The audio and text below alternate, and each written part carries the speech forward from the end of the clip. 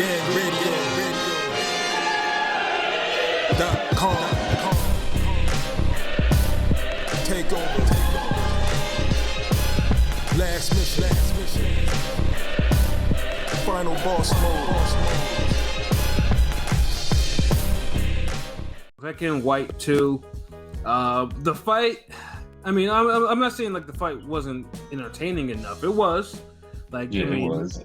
Yeah, it was definitely entertaining. That's for damn sure.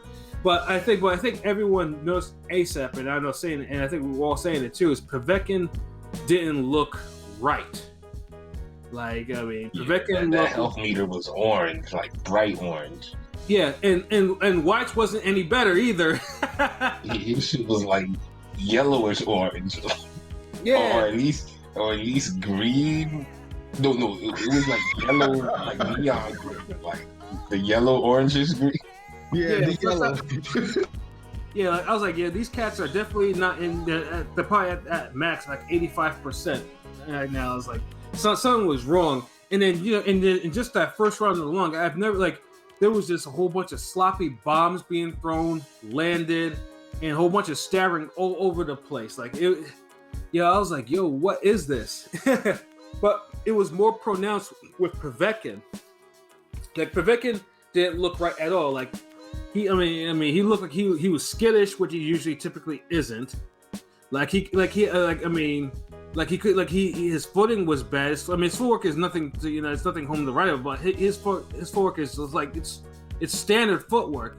He couldn't regain his footing. Like, he was getting hit with bombs early. Like, he was getting hit with some bombs. Like, and they weren't all clean, but they were just like, the force was moving him a little too much. Like, I'm like, damn. Like, you would think this is fucking like Klitschko throwing bombs at him or Joshua, like. Yeah, like, and I know Dillian Whyte's a big dude, but I've never seen his punches have that much impact before. Yeah, and visually too. Like, he got lumped up like ASAP. Like, his face was all swollen. His eye was like, he usually doesn't get lumped up like this. Like, usually it takes him a minute to get lumped up. Like, but it was just like he was fighting so off. But Whyte wasn't any better, dude. Like, because every time Whyte got hit with some shit, like he was starting to do his little chicken dances and shit. Like, it was like it just seemed like he was his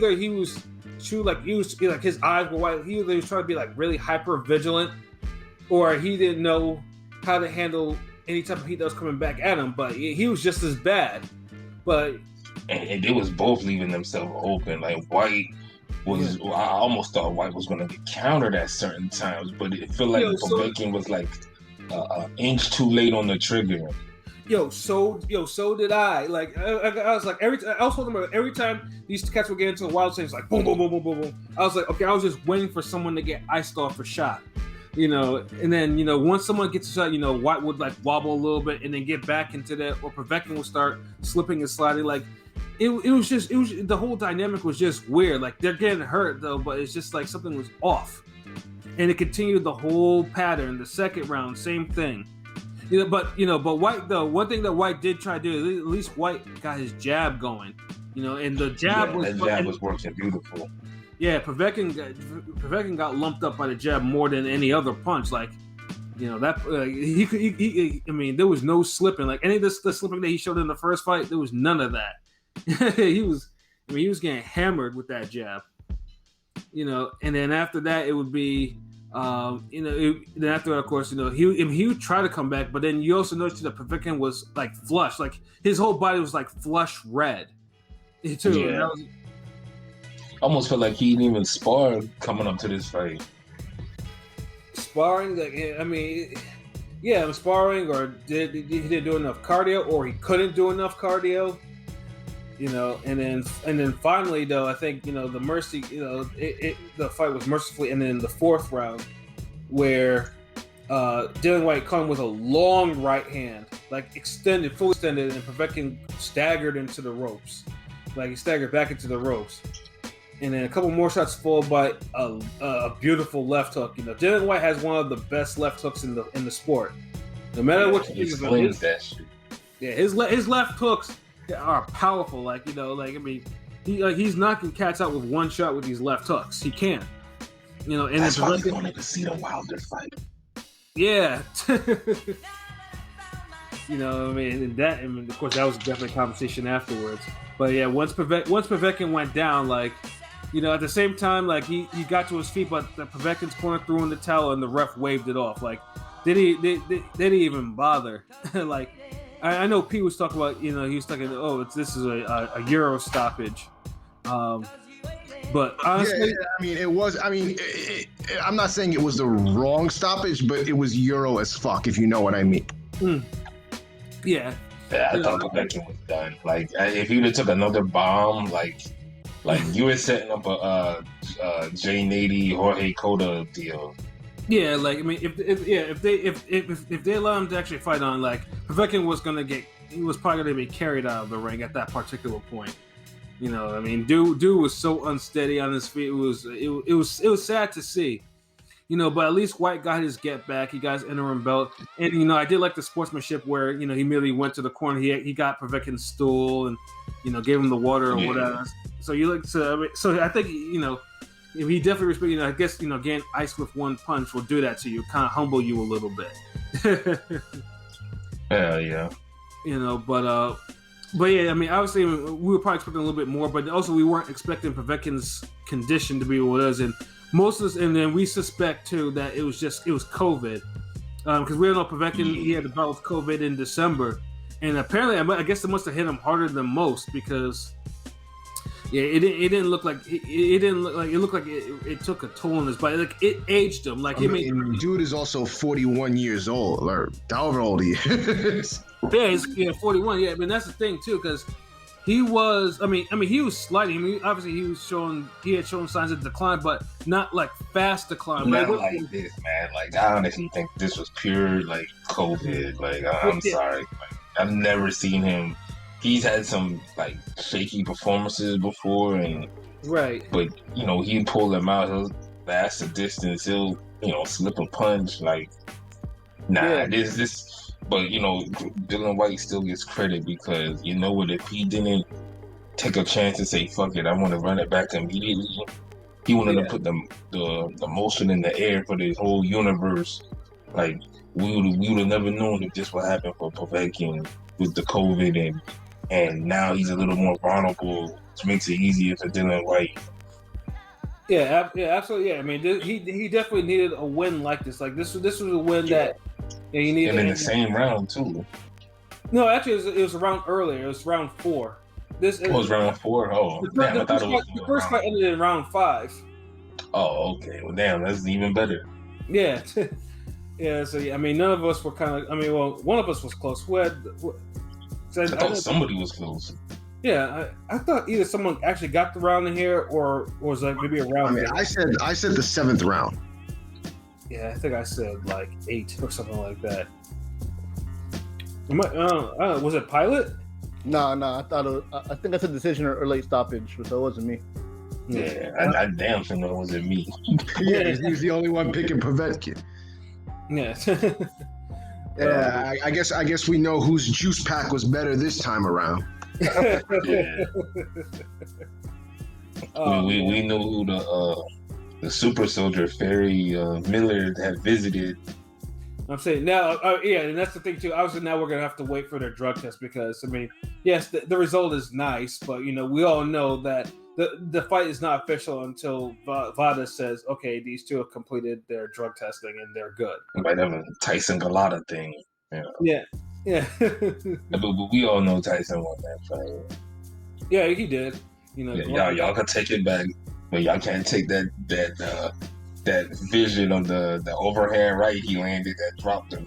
Like, y'all can't take that away from my memory. Like, I don't care about sending it to my house. Like, hell no.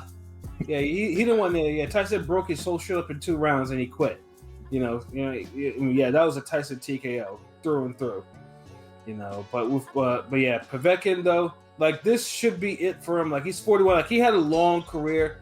He had some dodgy shit in his career. We're not gonna sugarcoat that, you know. But but at least though he matched. He was one of the last remnants of his heavyweight era that actually managed to make some probably good significant money in this era.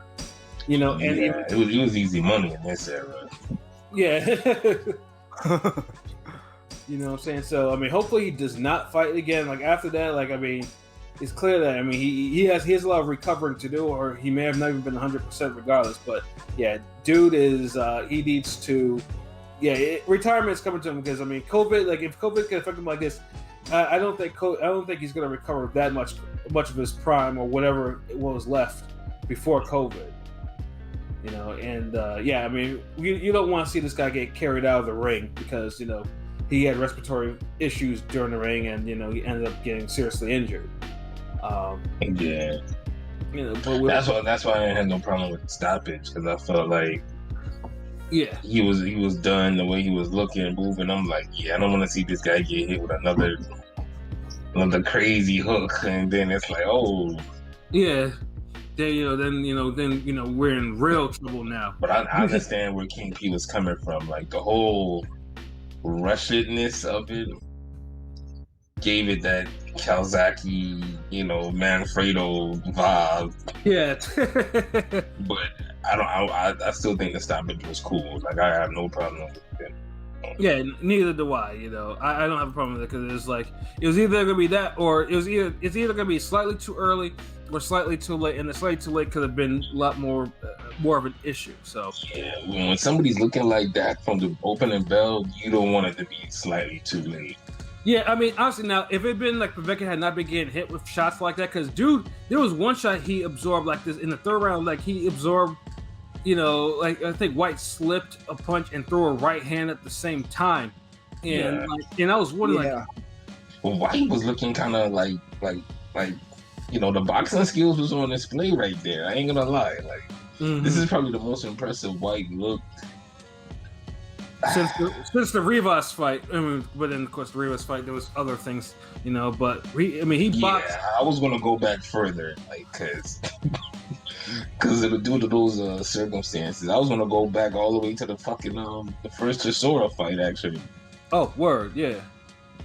Because he was in shape this one, and it's like you could tell, like he ain't seem like he had that extra layer of fat.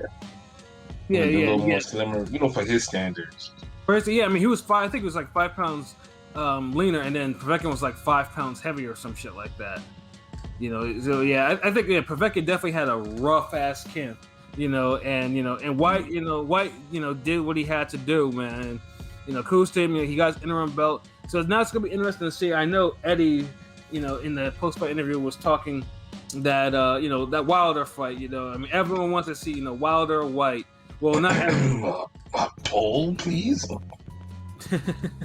Yes, that's right, Paul. Yes, So yes. please. I mean, we definitely had a poll because Ring Wilder pack going.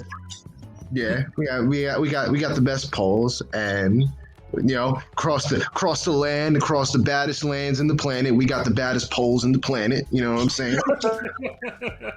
So, our poll was, if this fight were to happen, who would you favor? And would you favor Deontay Wilder or Dillian Whyte if they fought? And the polls say 27 votes, 67% for Wilder. Wow. Yeah, people still favor Mr. Wilder. And honestly, it's justified because I mean, like I said, because as I said before, like Whyte kind of looked. I mean, he looked good, but he also looked incredibly shakier, shakier than he did in the first fight. Yeah, I don't know if it's not even justified yet. We're favoring a guy whose last time we seen him, he was knocked the fuck out, and he's been bitching and moaning with excuses ever since. We favoring him over fucking Dillian Whyte now. I mean, me personally, this ain't Wilder after the draw with Fury. This is Wilder after catching that damn fist of Fury. Yeah, I mean, I'm just looking at. I can look at it both ways. I mean, Whyte obviously, he looked a little bit more shakier. Like he looked a little bit, but he got the job done. And Wilder, Wilder obviously, he doesn't have the skills. And it could be an argument whether he's probably not even as skilled as Whyte. But he has his equalizer. He has his right hand. But I think, but honestly, this is the Wilder effect. Everyone with Wilder, it's just the one punch. Like, if he lands the right hand on you, it's over. That's plain and simple. But after that, it's okay. What else can Wilder do? And that's when you usually get the and the ahs and the who and all that other shit. You know, and White, and it's not like White is not a puncher. White can punch with both hands. You know, now is he a good puncher? Is he a great puncher? Sure. Is he a Wilder level puncher with either hand? No, maybe not. Although the left hook is pretty close. You know, it's like, but I mean, but how we know? Who's the dividend? Who's knocked out better opponents? I mean, it's White. I mean, I mean, that's all I'm saying. Like, one guy knocked out Lucas Brown. He's dropping legit opponents. The other guy, the best person he's dropped is the same person he lost to. Okay, Ortiz too. Like, Yeah, Ortiz. But I know. Mr. LB does not think very highly of Ortiz. So yeah. I mean, I'll put respect on Wilder's first Ortiz win, because the one where he needed extra time because he almost got knocked out. That one. I thought I forgot about that, huh? Yeah, the second one though I was against the second one. Like, you know, I remember I was arguing with people left and right. I was like, yo, he's looked increasingly bad in the lead up to this fight. Like, why would I be excited about this fight? You know, it's like, oh, you hating? Like, no, nigga, I'm not hating. That's, you know, this is bullshit. Like, you shouldn't be fighting this. In fact, I think I used to say like, he should be fighting White instead. You know, it was all bullshit. You know, so yeah. First Ortiz win, I'll give him credit for, but the second one was just like, and he was losing that one too, which is even more ironic. Hold on, so who'd y'all vote for in that poll? Me was White. I voted for Wilder. Wow. I voted White, but thinking about it, I think Wilder probably gets him. I mean, I don't know. It sounds like you think he's ruined, LB. You think Wilder's like ruined? He's done. We don't know yet because he hasn't fought. I mean, right now he's done. Yeah, I mean, right now we're going on what is it, 13 months, give or take, since this nigga stepped in the ring. I can't pick a dude over a guy who's been knocked out twice and has come back to knock out people. Yeah. The fuck? Yeah, I'm picking Wilder over him. Like, nah, P got some explaining to do before we end this one. I'm. Oh my god! You have the floor. Go ahead. No, I mean, it's a good fight and it's a close fight, and I can see why people would pick White to win. I just think I'm not high on White. I think he's a good fighter, very good, but I just don't like his defense. I just think I don't see him walking him down. I don't see White walking Wilder down like Fury with success, and I just think he's hittable as fuck. So I don't know how Wilder is the same thing. Okay, let me ask you this. I'm gonna break this down. All right, we'll play a little game. Who has the better jab? White, of course. Yeah, we're going White. Yeah. All right. Who has a better right hand? I would say Wilder has a better right hand. Wilder. Who has a better left hook? It was White. Yeah, White. Who has a better uppercut? I mean, wait. How dare you even think about this? I'm not. Wilder's uppercut, like when he's thrown it before, is like I've seen him throw uppercuts before, not that bad, but I'll give the advantage to White there. Oh, okay. So damn. So just out of the 4 basic punches, White hold all those. But White also, all of those. I think White has worse defense than Wilder. I think he has worse footwork than Wilder. Look, okay. To your point, which I agree, White does be looking sloppy as fuck. And his footwork is poor.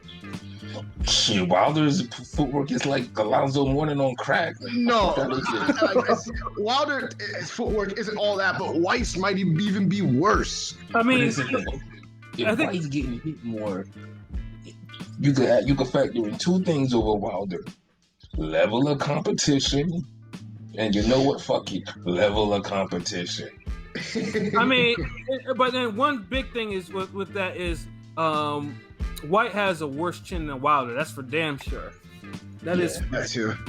Yeah, I think that's why if you wanted to really pick me, White gets shaken up pretty easily from shots. So it's not like he's fought more punchers than Wilder. I understand that too, but like I said, I mean, I picked White, but I can't ignore White. Is shakier. I mean, he's a lot shakier than Wilder is. That's what makes the fight appealing, because I feel like both guys got rid of each other. That's why I did. That's why I fight like that. Of course, the guy who got knocked out once, I'm gonna say, has the better chin than the guy who's been knocked out twice. But the guy who's been knocked out once, he wasn't supposed to get knocked out by that guy. Yeah, it's also true. Yeah, I mean, you predicted that. I didn't. I was like, yeah, exactly. So I mean, you can't predict every heavyweight rematch correctly, you know. Yeah, but humble brag, nigga. I mean, hey, nigga, look, we had the takeover had to happen for you to shut the fuck up about Salido, so I don't want to hear that. And I got that one right, so nah. Shit, I mean, I'll talk about shit, but I see where King P coming from, but I'm just looking at it like damn, you putting a lot of faith in Wilder. When he only has a right hand and maybe a chin over Dillian Whyte. I mean, he may or might not have quicker hands. Wilder has quicker hands, but not by. Yeah, Wilder has Wilder quicker has hands for one punch though. But sometimes you just all you need is that quick right hand, bro. Yeah, I mean, it worked for all those people he fought before, but you saw how long it takes to activate when he fought, more competent fighters, even though it was just two. Yeah, for sure. But one of them, he tried his heart out though to land it. He literally bombs away like you're like the afterburner game. He just was unloading missiles. Oh man, but yeah, that's we all want to see Wilder versus White, obviously, and and then obviously he's probably gonna be waiting to see, what's gonna be the aftermath of Fury and Joshua, because as we all know, Fury does not want any parts of White, does not want to fight White whatsoever. So it's like Fury. Yeah, that's true. He's basically said it himself. Yeah, I don't think Fury knows what he wants to do. Like, I think at one point he wanted to get it on with Fury. I'm sorry, with Joshua, and then it's like over the course of everything just taking so long, and I think he went back to the dark side maybe a little bit. Like, yeah. Yeah, I mean, Fury's not the most stable person mentally, anyways. I mean, let's be. You got to keep a guy like him busy. Yeah, like if you don't, then he'll start thinking some other things. So he's made it clear that he doesn't want to fight White. So obviously, if Fury Joshua does take place, or Fury Joshua comes apart, Fury's mandatory. He has to fight him. So either White's a bad matchup for Fury though, especially on the inside. Yeah, I would definitely want to see that one too. Because White could definitely clip Fury for sure. Yeah, he definitely can. Because the thing is, they both have a sloppy roughness to them, where the opening to be there in some type of exchange, some form of fashion. Right. But one fight we don't want to see, and he mentioned it too, was a trilogy fight with Povetkin. Like, he needs to stop all that. No, we don't want to see that shit. Yeah, we're kind of past that. Yeah, unless Povetkin can actually work his way back, although we don't want him to, I think all of us agree that he should probably retire. Yeah, the way he looked, I'm good with that. Now, You know, in boxing, we've seen stranger things. Yeah, like Povetkin comes and knocks somebody else out of note, or looks better, later this year. Yeah, and he wants a gun for that trilogy fight or whatever. Hey, you do what you do, but I don't think he should gamble. Like, he should just honestly, I mean, unless the way you feel about Chocolatito fighting the Rat King again. That's how I feel for this one. True. Yeah, I mean that one. Hey, you didn't need judge. Don't judge. Fuck this up at all. Oh fuck yeah! That one, I just shake my head. I mean, granted, I mean the amount of good fights. I mean, it's one of the rare times that good fights are actually coming out from that nonsense. But I'm not happy about that fight though, all that much. But yeah, Povetkin, Whyte, Whyte got, Whyte deserves all the credit he got, and Povetkin, he did. I mean, he did what he had to do, but just too short. So yeah, I mean. But yeah, it was like, I mean, if it had lasted at least, if it was like 7 rounds, obviously you'd be like, okay, you're satisfied. But just for the fact that it didn't last as long as we thought it would, and there was a little bit of struggle on both fighters that was kind of like noticeable. It was cool, but it makes you just want more from it, for sure. Man, Whyte better just preserve himself to a damn title shot. Yeah, I mean. Defend his belt, or I mean, like I said, a Wilder fight. I mean, if you're gonna fight, at least do it on a bigger scale. If I mean, that's it. I mean, if you want, Wilder gonna cash out if that happens. If that might be his last fight if that happens. But if he ain't trying to get no smoke with Charles Martin, I don't know if you want to fight. So. Yeah, I mean, well, like I said, I mean, most people are more. I said, oh, Fury Joshua's not coming, nigga. What the fuck is Wilder doing?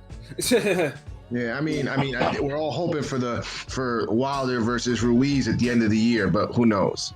Right. I mean, even Ruiz has a damn fight scheduled, and we'll talk more about that nonsense later. Yeah, we'll talk more about that nonsense, later on in April. Pay-per-view nonsense. But then this guy Whyte is like talking about Eddie Hearn give me like easy fights. I'm like, what? I think it's Trevor Bryan. That's what I read about him saying. Trevor Bryan's. Yeah, I mean, that's easy. I mean, Trevor Bryan has one of the GameStop WBA belts. Oh God! Are we unifying GameStop trinkets now? Like, I want the GameStop belt, then I'm gonna unify with the eBay belt, then the Amazon belt, and then the Kmart belt just to top it all off. Nah, the Kmart Diamond belt. Nah, I think we'll go Circuit City belt. Nah, I mean, you can't forget about the super franchise Walmart belt. Hey. That prestigious Walmart belt been passed down for decades. That's real prestigious. Like, I had a cousin that fought for that. In the middle of the food court. Oh shit!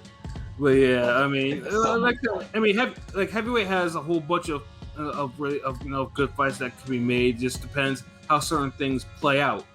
Shout out to Joshua O. Oh yeah, shout out to Whyte Wilder needs to happen. Boxing needs more grudge matches. Facts. Yes. Facts. I'm still aggravated that we never got a Victor Ortiz, Brandon Rios in their fucking primes. Thank you. And that was a grudge match of all grudge matches, because them cats had, kill, I want to kill you beef grudge.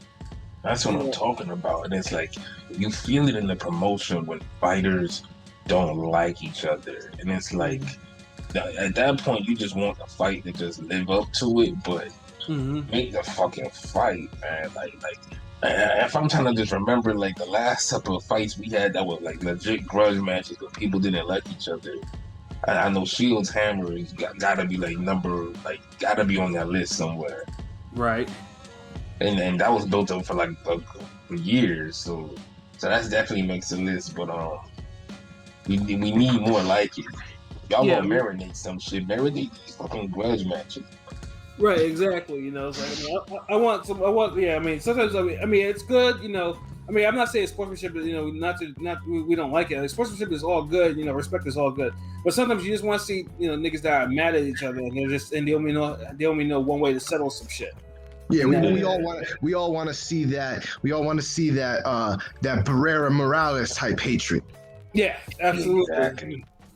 And it felt like Crawford Spence was having that, but then these dudes went the way opposite. Like, right. They don't want to be enemies, friends. They're like so indifferent. Like, yeah, like they want to be. They have the devil may care type of attitude, which is not the way you want to try to start any type of fight. I think Canelo Golovkin was like, I think one of the last big fights where you could tell there was like animosity, like the grudge, like. Well, not necessarily in the first fight, but the second fight there was definitely definitely the second fight. Yeah, the first fight was more like talk time, motherfucker. Like second fight was like, oh, you cheating motherfucker. I got your ass. Yeah, I got your ass. Yeah, this real beef. Yeah. Oh man. But damn, that's yeah, that's not enough. And we put them on one hand. Damn, Shields, Hammer, Canelo, Golovkin, too. Like, what else after that? I mean, we probably have to think a little bit. I mean, J-Rock, Charlo was another one. Kind of, yeah, a little bit. Yeah, I mean, Karma. Yeah. But J-Rock and Charlo were kind of like before the fight happened, they were like, especially on the J-Rock side. I remember the whole the Charlo Super Saiyan afterward explosion and shit. Harrison Charlo too a little bit when Harrison was just talking and shit. You're absolutely right. Yeah, definitely. Yeah, that's that. Damn. I think we good now. You knew Charlos had to make the list twice. Both of them. Hold on. I want to forget about the undercard, man. Shout out to Cheese Man for having a great fight that I know people wasn't expecting it from you. Yeah, Ted Cheeseman. I'm sorry though. Yeah, Ted Cheeseman. Like, I mean, I remember on our last live podcast, someone was trying to get at me as like excitement. Ted Cheeseman was trying to tell me like I didn't know what I was talking about. I'm like, the last time dude was on TV, dude was throwing heat. So and he was throwing some and Saturday was no different. Like, dude was, man, the amount of face that him and Metcalf let on each other was just fucking ridiculous, bro. Like, that was a good worker bee performance and a good stoppage too. Like, yeah, like it was back and forth fades. Yeah, and the finishing punches, like two big right hands and a left hook. Matter of fact, like that was the fight we wanted in the main event, really. Yeah, facts too. Not roller skate boxing, because that's what it looked like. What did you guys think of Wardley Molina? Well, other than Wardley is probably a knockout waiting to happen, and we were hoping that, honestly, when Eric Molina rocked him with that right hand finally, I was like, okay, here we go. This is what we're talking about. Yeah, like that was the wake your ass up right here. The guy just kept feigning and pump faking the whole. I was like, what does he do? Like, it was kind of hilarious, not on purpose, unintentional. Hold on, I gotta lose the fight now. But the funny thing is too is Molina though, even before that, like he looked like he was like trying to find ways to get out of the damn fight at least like 3 different times. Either while still being competitive. That's the crazy part. Like, yeah. Dude legit was competitive while not trying to really be into the fight. Like, I don't know, that's some new Zen shit. Like, that's like that's the perfect blend of offense, defense. Like, how you damn near knock somebody out, but then you're like, nah, I'm good. No, like you trying to use fuckery tactics to get out the fight. Like, yeah, like that what was that? Abner Cotto or the one with he got hit with the alleged low blow and then. Oh yeah. I remember that one. That was like a Friday night or like either like a Showtime card or whatever. Yeah, and dude was like he didn't get, and dude was trying to really get out of the fight because he wanted to get that DQ one because he knew that the trainer was like, lay down. Yeah. And then it's like, dude ends up getting really stopped for real. Yeah, but the thing is though, I mean, yeah, he stayed up, but then he got up and he was like normal, bro. Like he was walking around like. Yeah, Like, Molina. don't lie, it's like the glove don't lie, Your Honor. Well, when we say in basketball, if someone do a fucked up call and you let them get it, and then the next play they make a Mario Chalmers mistake or some shit, and you're like, the ball don't lie. Ball don't lie. Miss a free throw off a bullshit foul. Ball don't lie. Ball don't lie. Yeah, on that one, it's like the glove don't lie. Like, yeah, just don't lie. But one thing I want to say on Cheeseman though, before we go on to talking about Hatton's kid, Ted Cheeseman, like when he said he was 25, I was like, get the fuck out of here. Like, yo, this kid, like, and Ted Cheeseman is at 154, and even at the domestic level, 154 is still a better division than most. Yeah, there's like no easy road in 154. You're gonna fight from every step of the way, from prospect, journeyman, jobber, fringe contender, fucking top five, European level, European level, British level.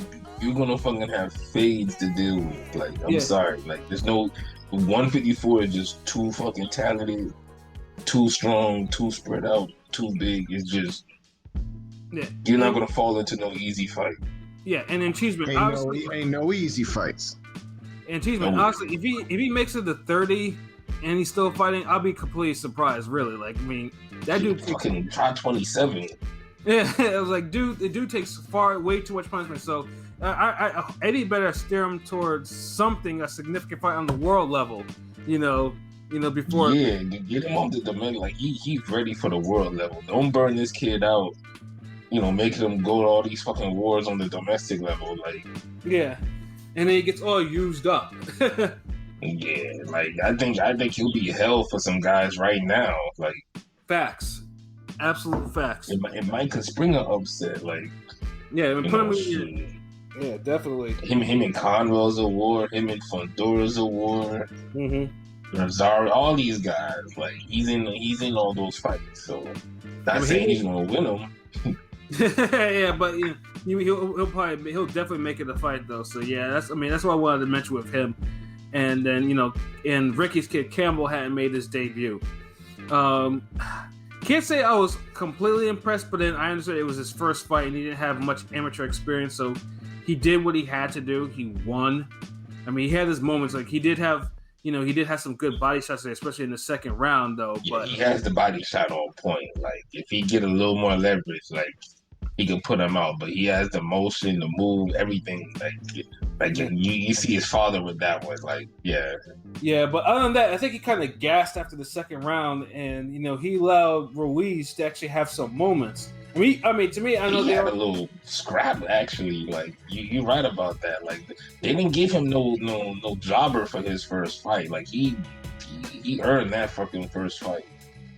Yeah, the jobber. Ruiz never won a fight. I mean, he was 0-10, so they probably thinking, okay. Yeah, but he was like an experienced loser though. Like, yeah. Like, if you see in one part of the fight, like he almost you can almost see him get confidence in that fight. Like, right. So that just tells me, like, okay, he's probably a guy that he'll give you rounds and he's tough. He'll lose, but Yeah, I will gotta take him somewhat serious.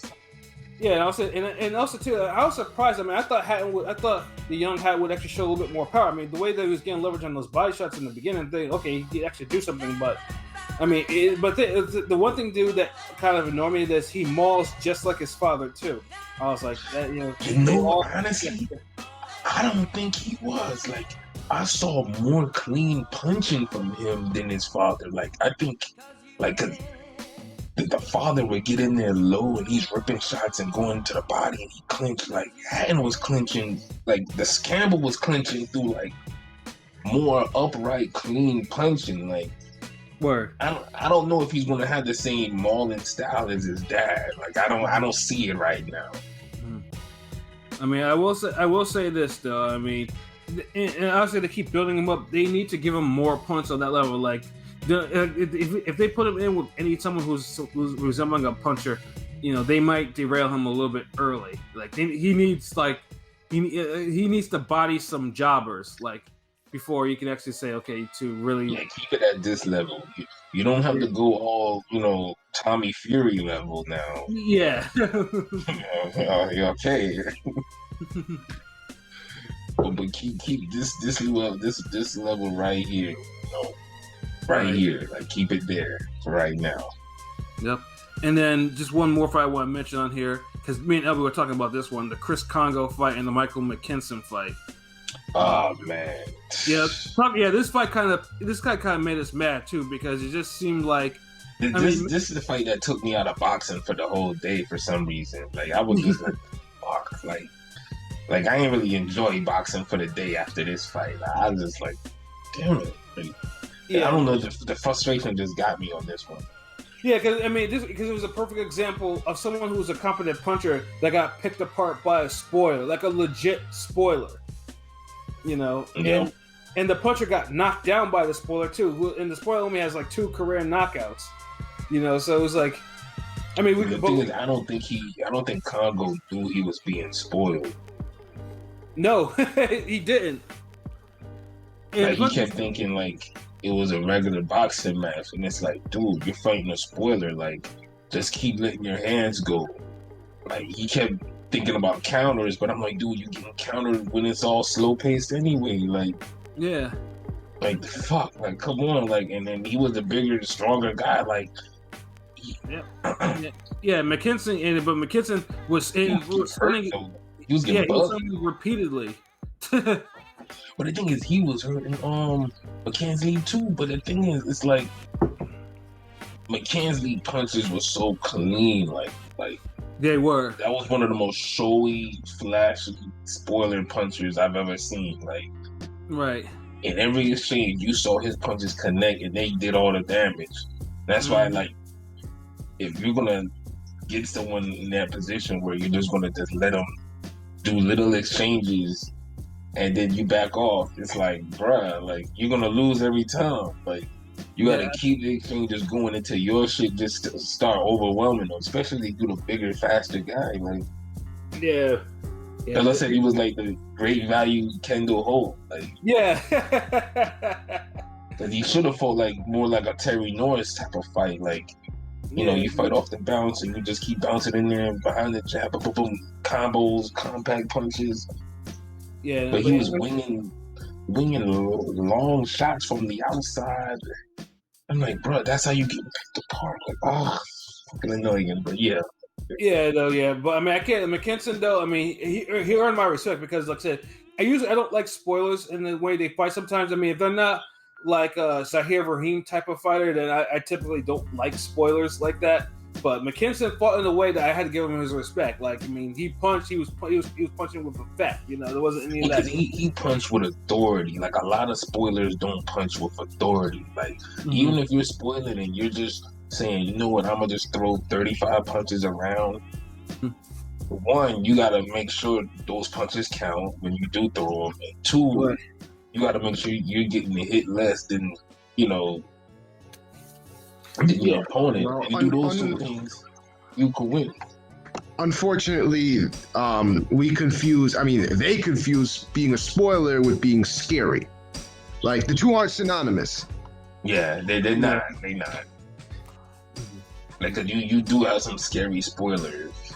Yeah. You know, so call them survivors. Facts. Oh man, Destiny Child, Destiny. But you know, it was definitely a good card though. Like the other card was good. Like Eddie's, like I said, Eddie's hitting some strides with his matchroom cards now. Like he's hitting a stride, especially you know, and honestly, Eddie's doing his thing as a promoter, and whoever's matchmaking his fights. So I mean, it was a fairly entertaining card. So you know, kudos to him for the whole thing. Do you have a cousin who could like work at PBC Fox? Yeah, I heard they need help. Good Lord.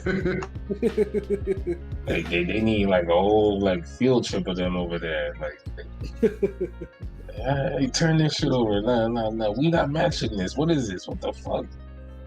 He's ranked 75 in the world. You want him to fight who? Oh, but who? Yeah. The Vito kid? Nah, no way. Joey Spencer? Nah. Oh man. Man. So yeah. So I think we have one more topic.